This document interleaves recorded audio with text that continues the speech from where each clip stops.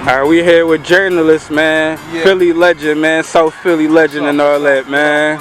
Word, man. So it's a lot of people that's watching that may not be familiar with you and familiar with your story and all that. Right. So let's take them back a little bit to the beginning. Now I'm gonna tell them. I mean, from my perspective, how I heard of you or how I knew. Now, mind you, we folks. Absolutely. But I didn't know who you was when I heard you on the joint. So back then, it was the DJ Clue Mixtape. Yes, sir. Now, anybody familiar with like mid-90s, late 90s hip-hop, you know it wasn't like the internet and all that stuff wasn't popping yet. So in order for you to get exclusive music from your favorite artists, you had to wait for the Clue tapes. I mean, that was one of the most popping tapes at that time. So when that joint came out, and it was a freestyle to the Biggie beat with you and Canibus on there. Yes, know what I mean? So that's when I first heard the verse, first heard of you, and that joint went crazy because niggas in the neighborhood, I don't think I was living down Logan at the time, and everybody in the hood was talking about that joint like, yo, you heard the boy Journey? Because mind you, it wasn't a lot of up and coming niggas on Clue tapes. Not at that time. It was mainly all the niggas that was in the game. So there's though Canibus was on there, everybody know him, he was the man at the time,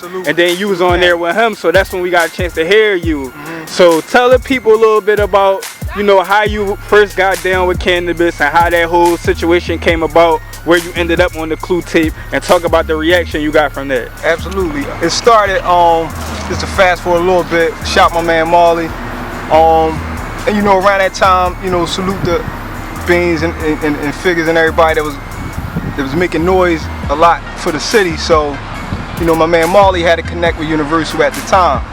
And you know, he came to me and was like, you know, I know some peoples, I'm gonna introduce you to them. So as I went down there and I spit for my manager at the time, J. Irvin.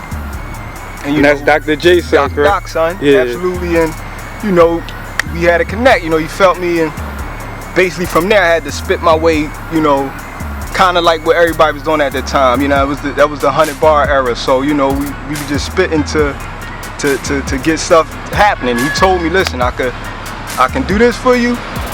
You know, that panned out, and we was rolling from there. You know what I'm saying? A couple weeks later, I met with Canibus. He said, you know, Canibus working on this new project. I want you to go up there and rock with him. Met for Canibus, spit for him, real humble guy. You know what I mean? And I was a fan. You know what I'm saying? I was a fan before meeting him. You know, but meeting him, the personality and the lyrics, you know, he was more humble than I thought, which was thorough. So this was like Canibus in his prime, like when he was on fire, when he was on all types of features, and he was bombing shit. So and he had just brought the album out. The album didn't do too well, so it was a lot of, you know, people that turned, but it was still a lot of people still awaiting it, and they still knew how busy he got, whatever. So, you know, it was basically a spit off then. You know what I mean? We had a couple cats that was there, up in Chungking Studios, and from there, you know, Bitch was like, yo, you know, I rock with you, you know what I'm saying? I'm gonna call you down to A in a few weeks. Went down there, featured on a couple of his records down there, and from there he was like, listen, I fuck with you, you know what I'm saying? I wanna take you on a run with me. You know, he's doing promo for the new album. Now at this time, you know, I'm just happy to be, cause you know, like you said, so back then it was hard. Like Philly was getting that attention, but it was still, it wasn't just still talent, you know what I'm saying? You had to know somebody to get to radio, you know, it was still like a lot of politics. So I was just happy to be able to get the radio stations and spit, freestyle, especially with somebody I was a fan of, you know, as far as rap, whatever. So, you know, I just spit, and I think the thing that kind of opened him up, I never spit the same verse. We did close to 20, 21 radio shows, you know what I'm saying? With 2 verses, maybe 3, you know, per show. So I say it was a fairly good amount of freestyles that boy never heard, and every time you know what I'm saying, I was on it. So that kind of, you know, impressed him, whatever, for him to put a couple dollars in my pocket to do the records. And like I said, we clicked off from there, but from that led to the Universal deal, you know what I'm saying, which I was signed to in 2002. So all this kind of took place from 98, 99 to 2001. Right. You know what I'm saying? Where there's more to grind. So I want to bring it back to that Clue tape situation, cause if I remember correctly, after he spit, and mind you, he went in on that joint. Yes, sir. And then after you finished spit, so y'all was on a radio station at a radio show.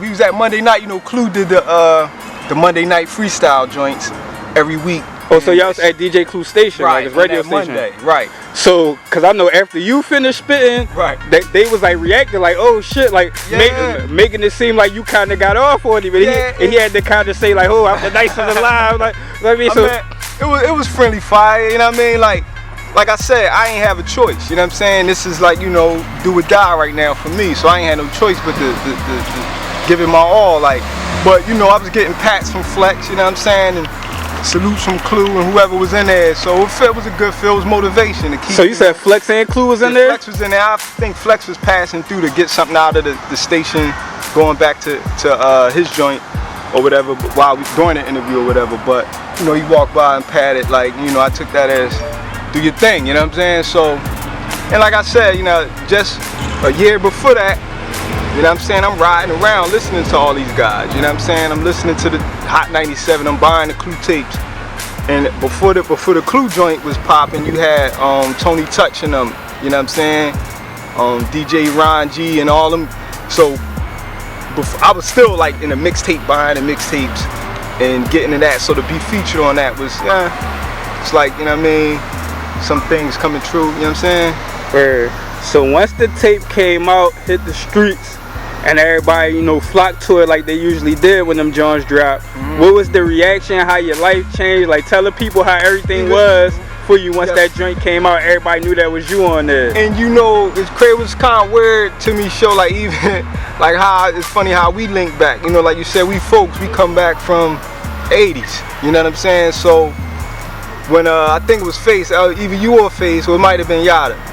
But however it was, around that time, it was still unbelievable for me, because like I said, even when I was when I first started rapping, I was trapping, man. You know what I'm saying? I would write rhymes, nobody knew I rap, you know what I mean? It was taboo a little bit back then. So I'm on the corner with a couple of my homies or whatever.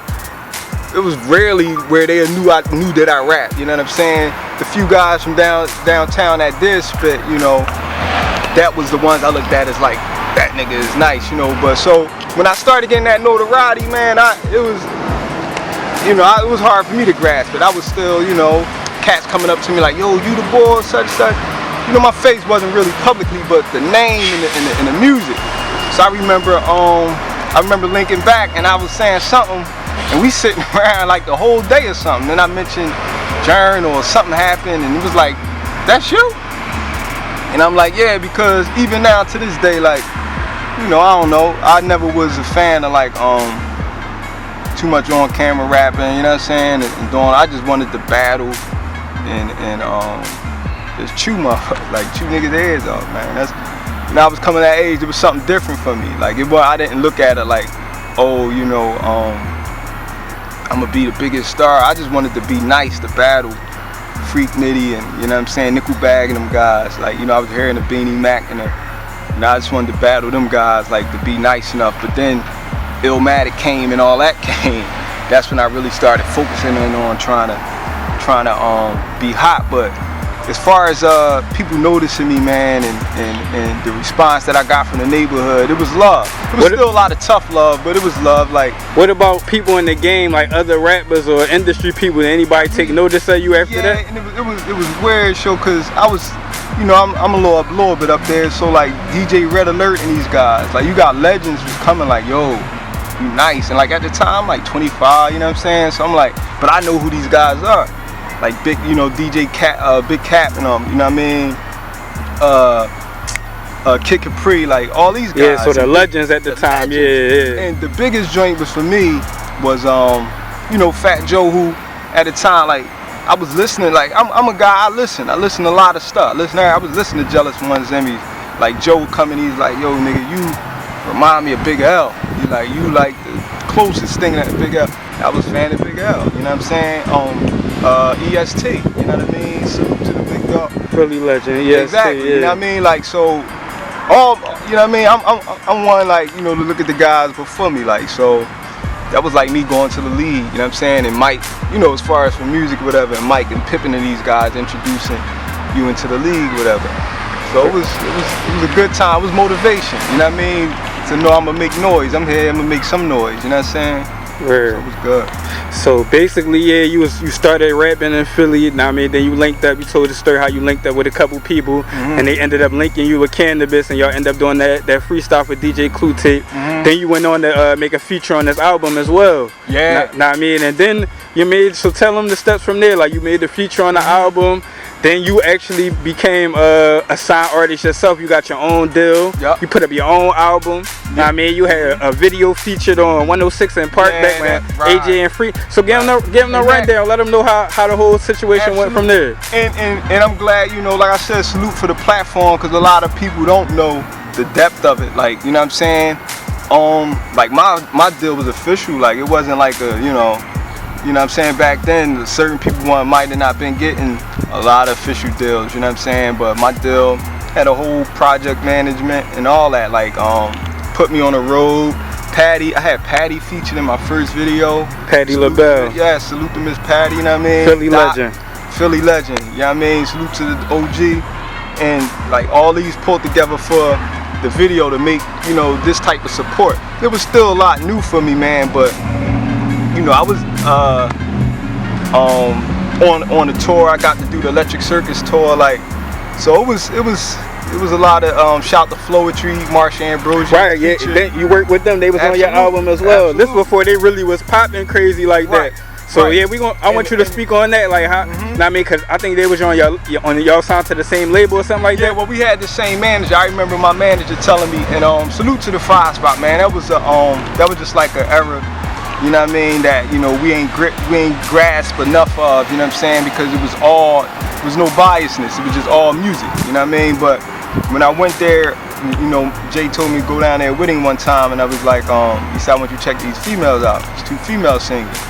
So, you know, when I went there, and they sung an acapella song called Fantasize, and it's crazy, man. It's like no music, and they was like, just the uniqueness of it, like, you know, the poetry mixed with the singing, and you know, they came, man. It was like I said, if you don't get with them, man, you crazy, man. If you don't lock them in, they crazy. Records, that was love, you know what I'm saying? That was love. Few records, especially back then. I was a young boy, man. I was just, you know what I mean, I was into a lot of.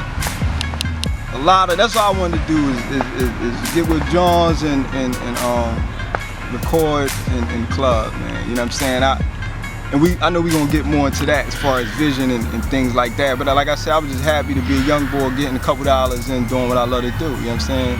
Word. So yeah. So like we was talking off camera, like you was one of the people, know what I mean, from the city that actually had a legitimate major deal. Like we said, you put out a major album, like an album meaning out in the stores and all of that. Yes, you had the major visual, like I said, for 106 and Park back when AJ and Free were there. That's when it really was popping for real. That was like the moment I said to myself, damn, this is real. Like, this is real. It's really real, because I mean, everybody had deals doing videos, but to have your shit on 106 and Park was like TRL, like for the, you know, for the hip hop at that time. So it was real.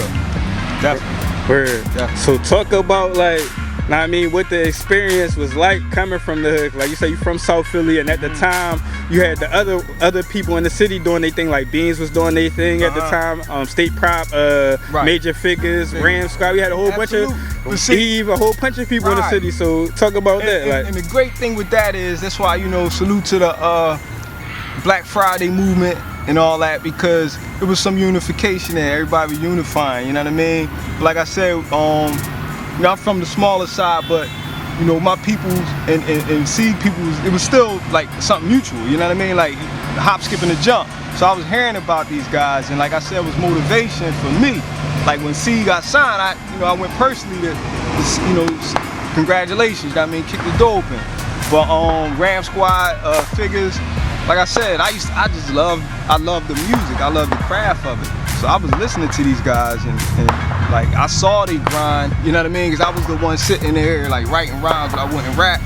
So I would go to the shows when I could make it, and I say, okay. So for me, even to be in that, you know what I mean? After a while, to throw jabs, it was motivation to keep going. You know what I'm saying? But regardless how I felt, because at that time, you know, even I said, let's have it. You know what I'm saying? Lyrically, that was my whole thing. Like, you know, that was the bug I had in me. You know what I'm saying? Like, let's battle. Oh, you hot? All right, let's battle. You know what I mean? So did you ever battle like any of the guys that people know of, or were they just all underground, unknown people at the time? And see, like I said, like coming up, like even with a couple of my homies, you know what I mean? A couple of my older homies knew a couple of their older homies, or a couple of their homies. and we would meet at the garage, salute the SeaWorld. We used to go down there. Well, I would go down there and watch. I wasn't rapping, you know what I'm saying? Because at that time, like, prime example, I remember Sign Candyman, he had a splash party right on 17th and Christian. Everybody was there. Most Wanted. See, everybody who was popping in the city came through. So they having a splash party, and Candy knew I spit, you know what I'm saying? He was one of the ones besides everybody else. With my guy on the mic, you know what I mean? A lot of cats like Feet, you know what I'm saying? Oh, you rap, man? So it really wasn't, and that's from me not really rapping a lot. So people didn't really know that I rap. Like, so that's why for a lot of people, like, it was fucking them up. Like, I didn't even know you. You know what I'm saying? They knew me from balling or whatever. Like, they didn't know that I was rapping. So it wasn't like a call journey, you know what I mean? But my homies who knew I was rapping, that, you know what I'm saying, I come up with, you know what I'm saying, they would call other hustlers, you know what I mean, get money niggas like, yo, I got, but they was pushing more of, and I love them, you know what I'm saying, he's still a fan, but they was pushing more other motherfuckers who might have been on a lot of different shit I wasn't talking about, you know what I'm saying? I was doing the stuff a lot of these rappers was rapping about though, you know what I'm saying? Just I wasn't taking that to the pen and the pad, you know what I mean? Like I was, the pole, you know what I mean? Battle, rip you like, you know what I'm saying? A lot of these cats is talking about boats and yachts and they never even touched the, you know what I'm saying? Each his own though, you know what I mean? But that's where it was at. That's where it was at, and I knew. Oh, that's funny that you say that because I was going to ask you about that because you wasn't necessarily classified as a gangster rapper or in the same lane as like Absolutely. a Beanie Sigel and stuff like that. Right. But yet you said you was really doing some of the stuff that they was. And absolutely, and when I say doing some of the stuff, like I was just a typical young boy coming up in the hood. You know what I'm saying? Like I ain't gonna say I was out here catching crazy wreck. You know what I'm saying? A lot of people ain't know me for that. You know what I mean? But I come from the heart, man. Like this whole, I'm all over South Philly. You know what I'm saying? So I grew up and was raised, and I had my little run-ins with the law, whatever. But that wasn't my angle. You know what I'm saying? But what I saw, and I can't speak for everybody, but a lot of people I saw at that time, you know what I mean, that was rapping. And remember, it wasn't as saturated as it is now. Wasn't a lot of cats rapping, but those who was rapping, they was doing it as the craft. Well, I said, that's something that he's doing. You know what I mean? He just putting his craft down. I know this nigga ain't got no 100,000 or whatever. He's creative. It's the creative part. But for me, only speaking on me, I feel I put better shit out there that's closer to my real lifestyle. You know what I'm saying? So that's all that was. Where so like we were saying at the time you was around when the city was on fire because a lot more people had situations as opposed to now. Like it ain't many artists with major deals like it was back then. Like you said, we had a whole different movement. And at some point in time, they put the Philly song together. Know what I mean? Which was legendary at the time. Know what I mean? So is that the joint with me, Figgas? Yeah. So speak on that. So it was you, Beanie Sigel, Major Figgas, right? Figgas, yes sir. Yeah. So that was like a legendary song right there. So speak on, know what I mean, how that came together and the reaction from that, because they was banging out on the radio crazy, right. Know what I mean? So speak on that. I mean, for me, like I remember, you know what I'm saying, being in the crib. I remember Jay calling me like, yo, tomorrow you gotta catch a train, get up New York, catch a train, drive, whatever, how you doing it. Get up top. They want you to feature on Doo-Wop, DJ Doo-Wop joint. And that there brought just as much exposure in the city for me that the Clue Mixtape. You know what I mean? I'm talking about Philly, because like you said, it was a Philly song. We on there with some of the Philly top elite. And this when everybody was in their prime. Everybody was in their prime, you know what I mean? So, but for that, I'm glad you brought that up. The response, for me, I'm just a realist as much as I could be, man. You know what I mean? Like, I did the record, like I said, I'm listening, and I'm like, dang, niggas killed. Like, when I laid something, it's laid. You know what I mean? I ain't going back and changing, so I went in and laid it blind, I think, if I'm mistaken, and I heard it, and when I heard they joined, I'm like, dang. You know what I'm saying? But the response, it was love, you know what I'm saying? It was like, yo, you killed it, or, people had their favorites, and that's what the collab is about. You know what I'm saying? The unifying that. It's a unification, you know what I mean? Right. So you was signed to Universal. Wasn't you signed to Motown at one point in time too? Yeah, it was. I signed right when Motown Universal merged. Like, okay, so they was like a year before that, and that's why it was a big push behind it. Like I remember Kadar coming to me personally, like, Jern, I want your project. I want to work with you, and that sealed the deal for me, because it's like, you got the head, the top nigga, you know, coming and talking to me like, yo, I want you, you know what I'm saying? And me, AZ, and a boy named Trav was rocking at the time. He wanted us to be the set off for the new merge as far as the hip hop. So I felt like, damn, you know, I felt like, you know, is the pressure. Like the pressure is good. It was good pressure though. Like, so I can't let it down. And you know, I was young and I was learning. Because a lot of the process of putting it together could have been differently had I known more. You know what I'm saying? Had I known better, it would have been different. But like I said, sometimes you get overshadowed by the amusement of it, of you being in that situation. You know what I mean? So yeah, also on your album, like we said, you work with Floetry. Now, I mean, you was one of the first people I ever heard, because I never heard of them prior to them working with you, know what I mean? And then they went on to do big things, like working with Michael Jackson and stuff like that. Yeah, right, Butterflies. Right, yeah, so they did a lot of things. Marsha doing her thing, like she really mainly known as a solo artist right now. And also you worked with on your album, you had the legendary group MOP, y'all had a little banger on there. So talk about that situation, like working with a legendary group like that as a young artist on your first album and all that, because they was popping at the time. Absolutely. It's a funny story I got. I remember, because they asked me, you know what I mean, my producer at the time, who was running the label I was signed to, he was running the production label I was signed to. And he was like, who you thinking of putting on a project? And automatically I said I want Nas, you know what I mean? I don't know what happened, we couldn't get Nas. So we said, you know, who would be the next person? I think I wanted Beans on it at the time. Some stuff ain't fall through, so. And this is another thing, like I didn't know, they telling me like, yo, you gotta have this project at this date, you know what I'm saying? Or you're gonna be charged for this, you know what I mean, amount of money. And I'm like, listen.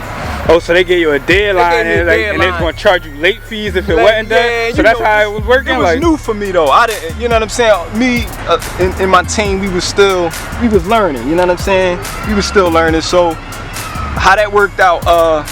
I said, let's get MOP, and Preem came in on it. Preem said, listen. I think Preem came and mixed engineered the track. So I'm a Primo fan at this time. So I'm like, hey man, let's get it. So where I gotta go. So Preem, you said DJ Preem? DJ Primo, yeah. So the legendary. That's a legend. So he worked on the record. Yeah, basically. And Preem was like, Jern, I like it. I salute you, you know. So that's even more, you know. And it's like getting that stamp. You know what I mean, bro? DJ Premier, yeah, DJ legend, Premier. man. And at that time, you couldn't make an album without getting Premier on there. You know what I mean? From Jay, Nas, whoever, you needed a Premier track. So we had, you know, they said come up. I forget what studio we went to. D&D. I got to work in the legendary D&D studios.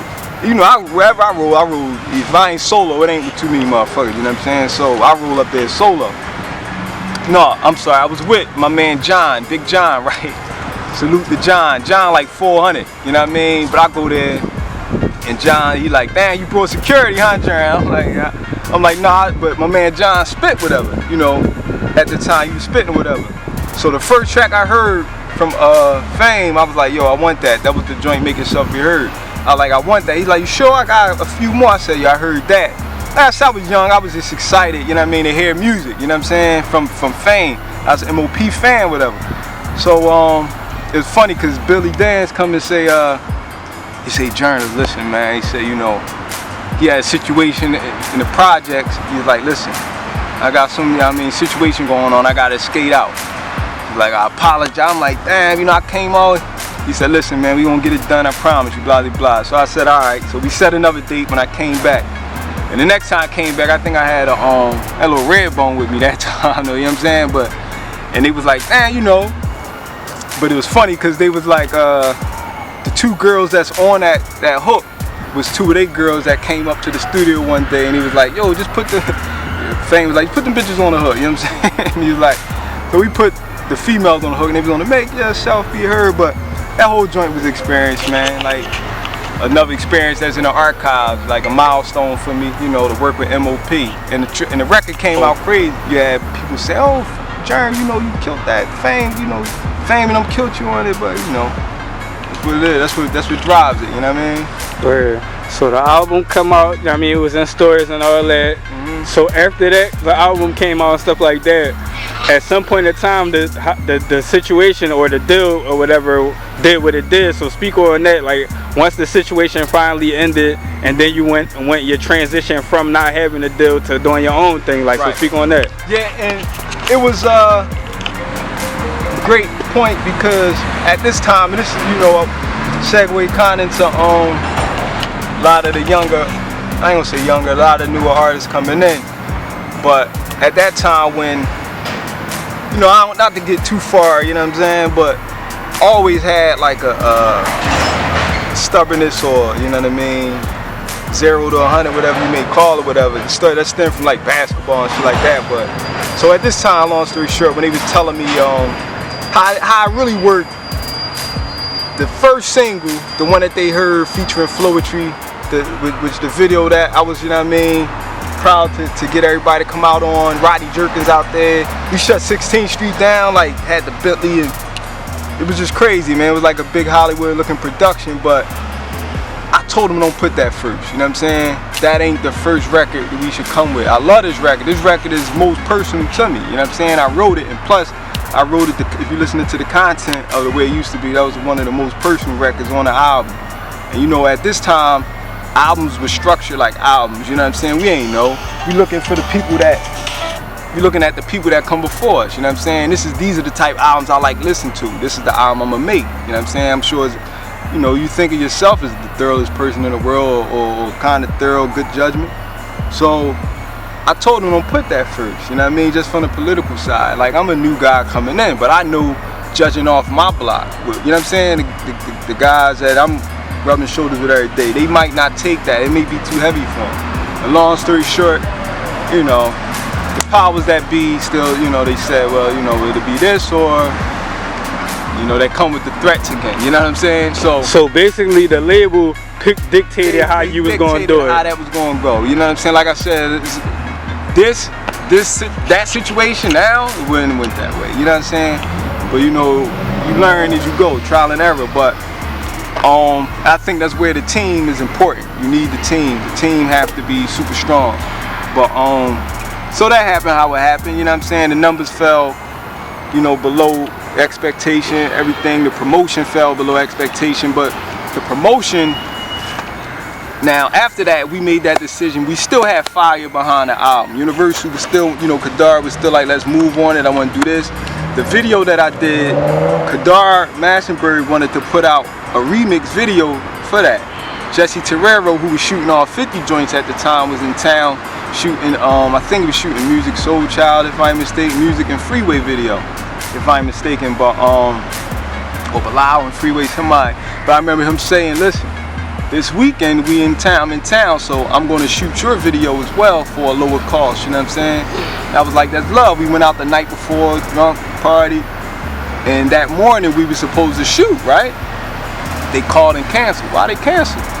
Well, the boy Charles, you know, Kadar told me personally, the boy Charles, that's, you know, behind your, you know, your joint, he don't want to cut no checks. He don't